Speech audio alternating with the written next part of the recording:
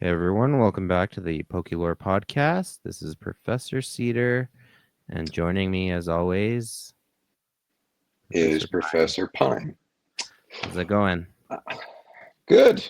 I'm actually excited for this topic. This is one of my favorite topics in the Pokemon universe. And even though it's not necessarily fact in the Pokemon universe, I definitely think it kind of is in some ways. Okay. Um, so we're going to be talking about the real mastermind behind all the bad guys throughout all the Pokemon universe.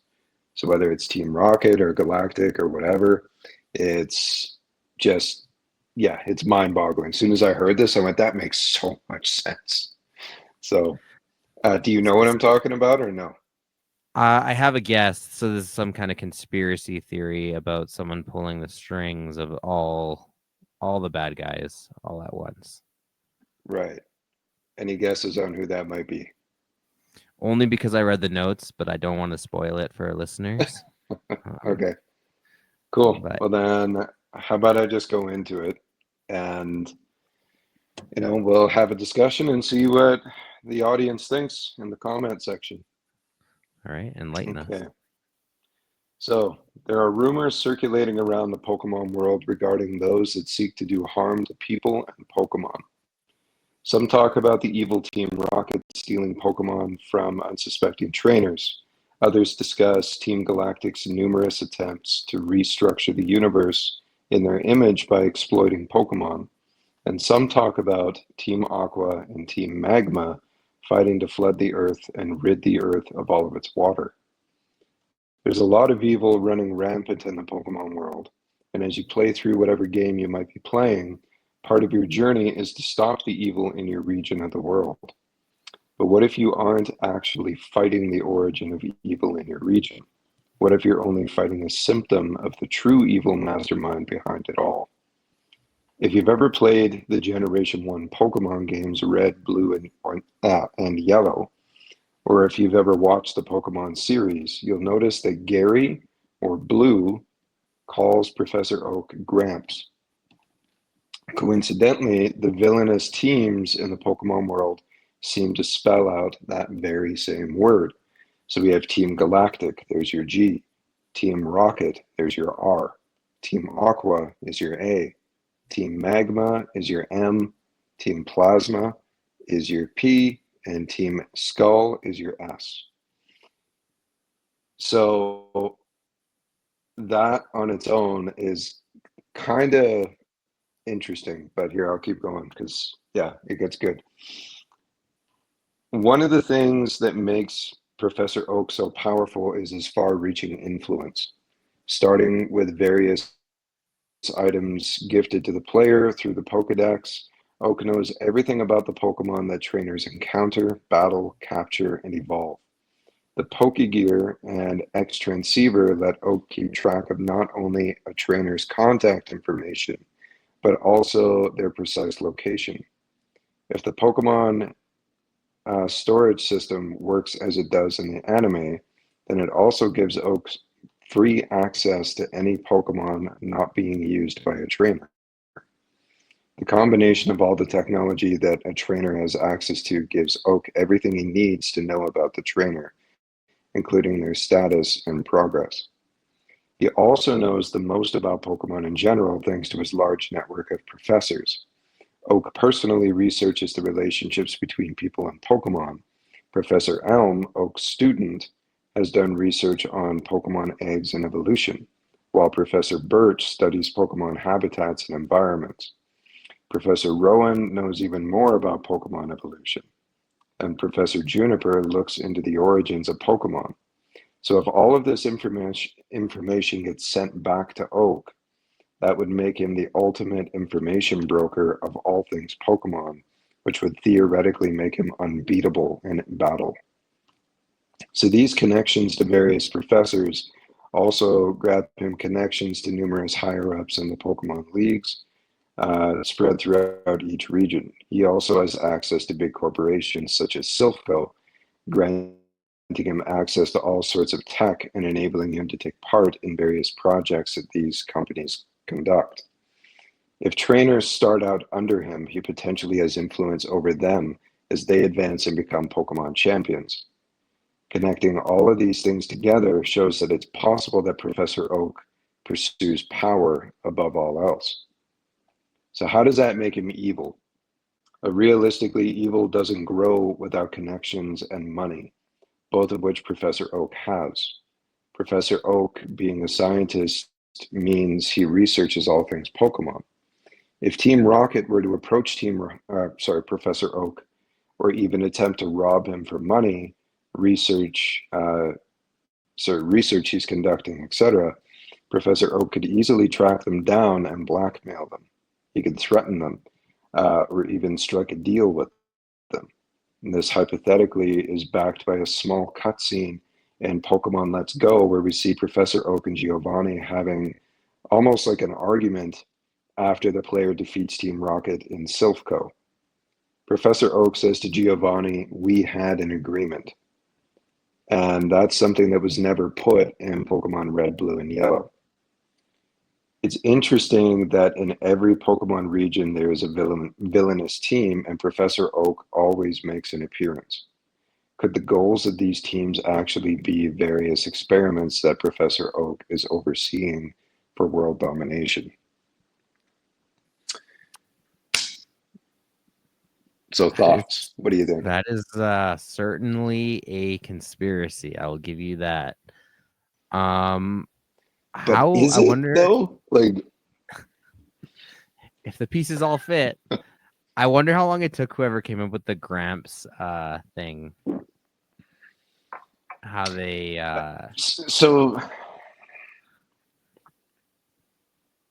yeah, I mean, maybe. The way I see it is all they had to do was wait for these generations to come out, and then you wouldn't have to do much work to put it all together. So there's more to this. Okay, now these are just kind of the notes, but just to kind of go off script and everything, what do you know about Silph Co? not a lot. I know that. Are they tech, and are they somewhat involved with like ghost Pokemon? No, not ghost Pokemon, but so what they do is different technology, things like this. If I remember right, I've read in the past that Porygon was created at Silph Co. Okay. So like the Amazon Right. or So Microsoft. sorry, the Amazon what? Or Microsoft of the Pokemon world. Kinda, yeah. Or Google. So yeah, or Google, right. So here's what's interesting. You go to Silph Co, you take out Team Rocket, and when you take out Team Rocket, you get the Master Ball. Okay. Yeah. Now, here's something else that's interesting. If you remember the movie Mewtwo Strikes Back, do you remember that one at all? Yeah. Do you remember the scientist in the beginning that was helping Giovanni clone Mewtwo? Oh, are you thinking that's Oak? No, but the scientist says, I can't remember exactly where it was. It's been a long time. But that scientist makes some sort of a comment about how he was fired from his old job. Okay. His daughter had died, and he was kind of obsessed with trying to bring his daughter back to life as a clone. And it ended up leading to him losing his job, things like this. That's Dr. Fuji, by the way. So Yeah. what's interesting about that is we don't know if, say, how do I word this? We don't know if the scientist that was cloning his daughter ended up getting fired from Silph Co and then he ended up being kind of a private contractor by his own means, right? Hmm. So that scientist that was busy cloning his daughter ended up losing his job, but he doesn't say where from. So it's very possible that he got fired from Silphco for obsessing over this project, trying to clone his daughter, or maybe even stealing company resources. Like, we don't know what the situation is, right? Yeah. And then Giovanni finds him and kind of tells him, like, hey, I'll fund your project, but you have to clone this Pokemon for me. So my thought on that is, I think, if I remember right, anyway, this scientist, he was using Mew, the origin of all Pokemon, to work on his cloning formula. And he makes references to this in the movie where he's saying, like, we've been looking for him for a long time. We finally found a fossil of Mew, and they were going to use that to work on cloning. Now, in the movie that we see, though, they go straight to using that bone to create Mewtwo. But in reality, he had been using it. He practiced on his daughter. He tried to create Charmander, Bulbasaur, and Squirtle, which is what it works better showing that. I don't know why they cut that out, but it makes sense that later on in the movie, Mewtwo ends up cloning all of these other Pokemon. And it's because when he was in the cloning chamber, he was telepathically linked with the clone of this scientist's daughter, as well as a cloned Charmander, Bulbasaur, and Squirtle. But then they all died, and Mewtwo was the only one left.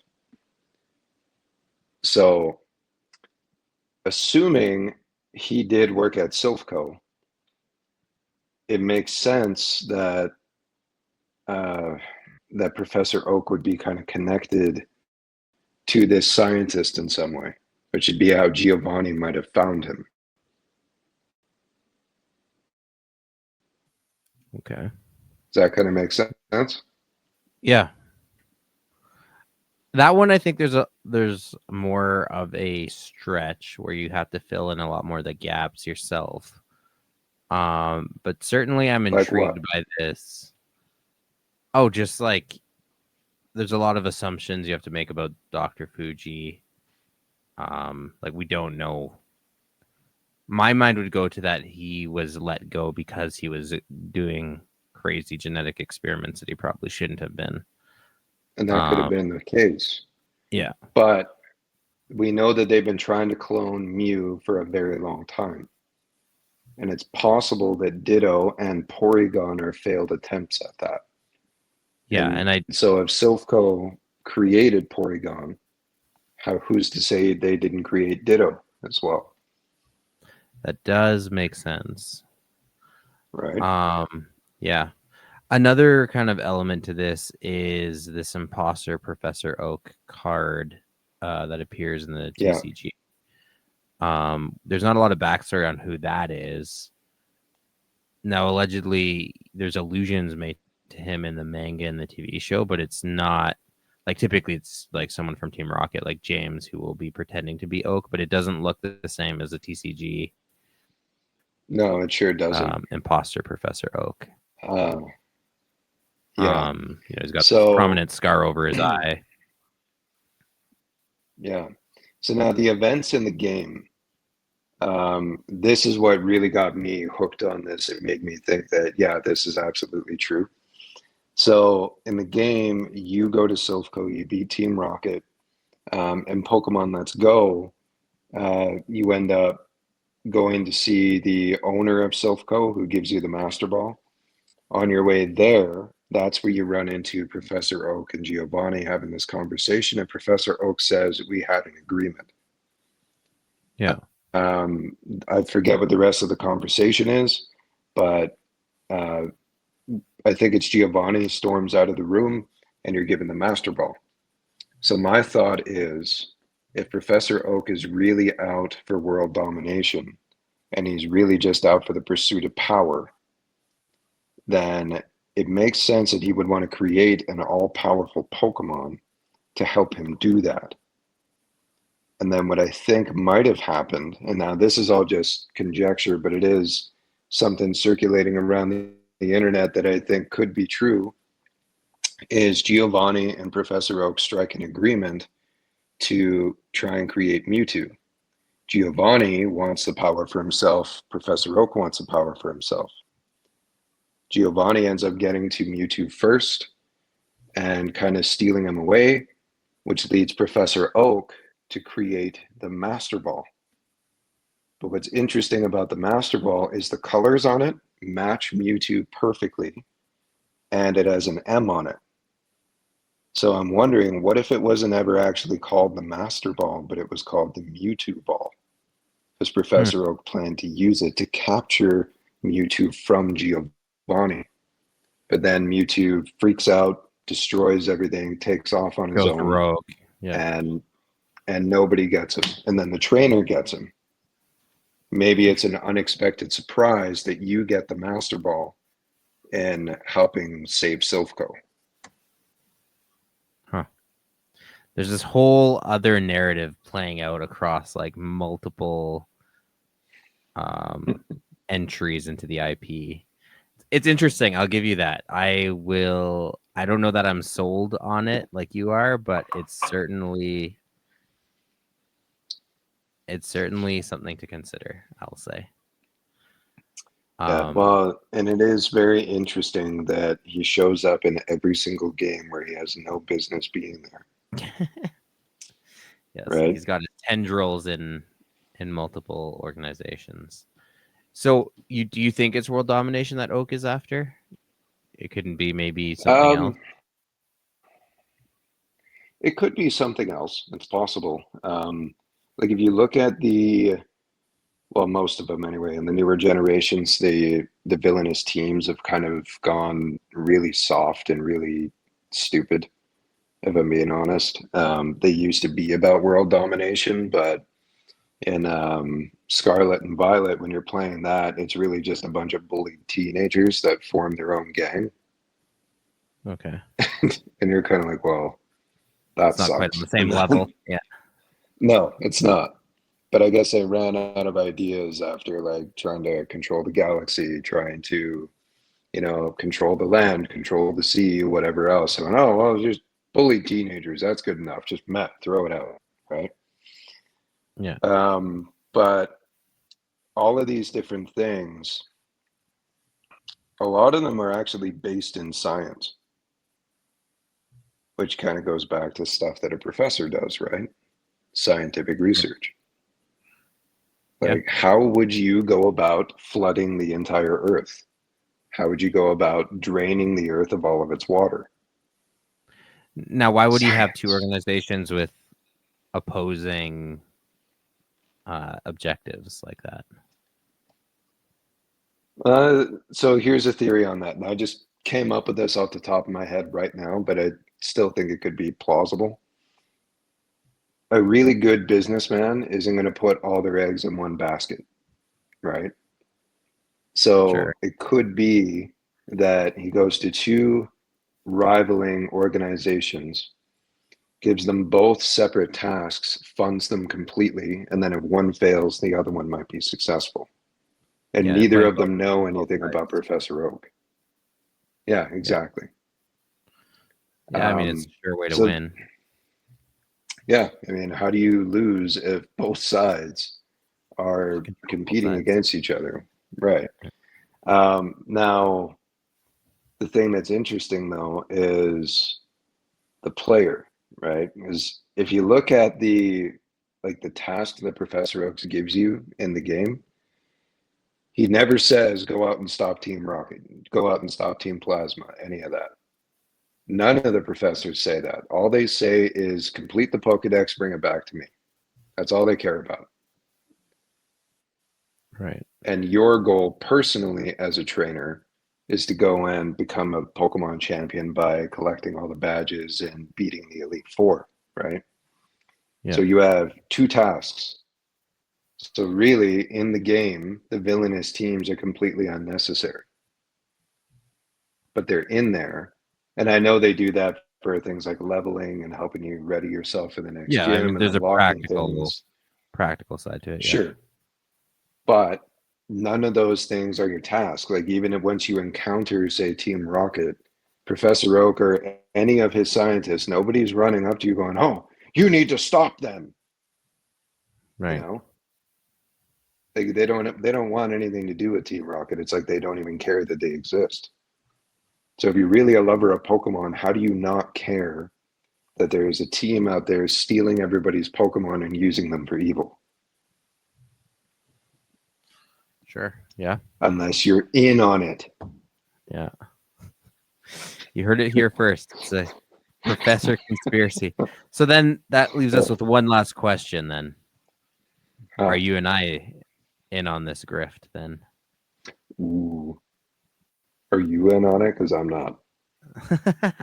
How do we know that? How can we trust you? We'll have to see. I guess you Time wouldn't will be tell. exposing the whole plot. Yeah, You wouldn't be maybe I'm exposing exposing it to draw attention away from me, right? Yeah. All right. Could be. He hasn't made me an offer that I haven't turned down yet. I'll put it that way. All right. Well then, Yeah. I guess we will leave it there and let our fans decide if Yeah, this is please. A, if this is true, and B, if we're part of it as well. Yeah, and let us know in the comments if you have anything to add. Help me prove that Professor Oak is as evil as I think he is. Perfect. Okay. All right. That's all for Catch now, you on the guys. next one. Okay. Bye for now.